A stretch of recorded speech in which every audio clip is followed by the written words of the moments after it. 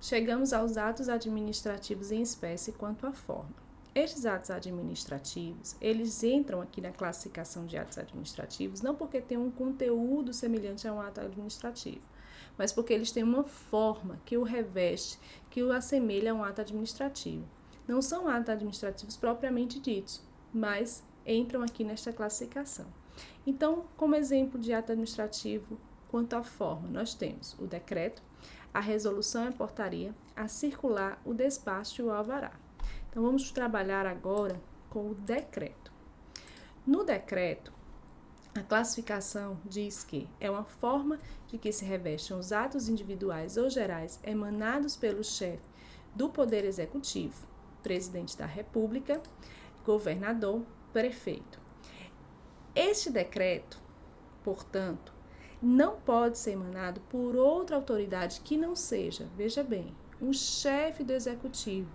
E aí aqui nós temos o chefe do Executivo no âmbito federal, no âmbito estadual e no âmbito municipal. Então, ou será expedido pelo presidente da República, ou pelo governador do estado, ou do Distrito Federal, ou ainda por um prefeito.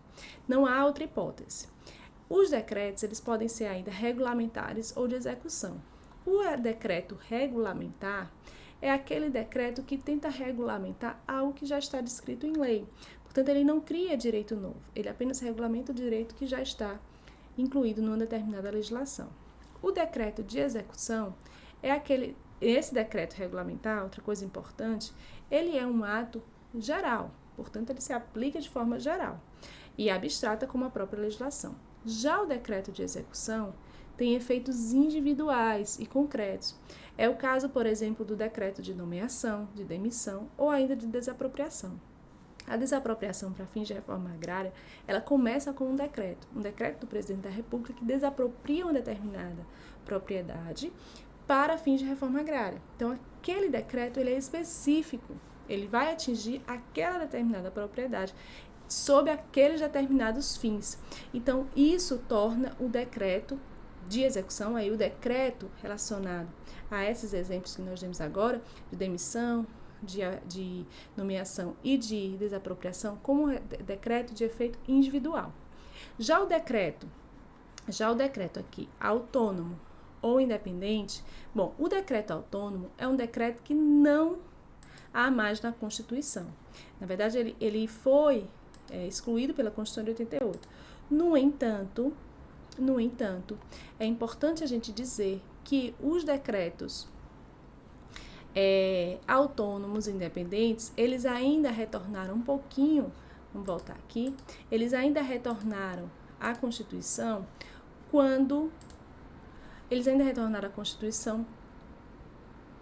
da emenda constitucional número 32, que fala, a emenda constitucional número 32, que fala sobre, no artigo 84, inciso 6, no artigo 84, inciso 6, que trata sobre as hipóteses de criação ou extinção de órgãos públicos por meio de decreto.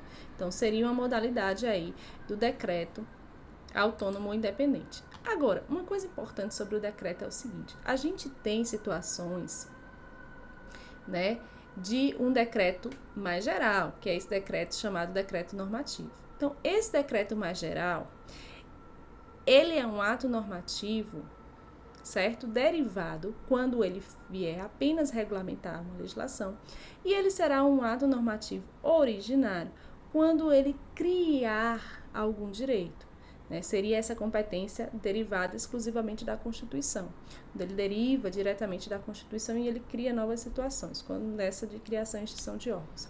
Então, essa é a nossa situação sobre decreto.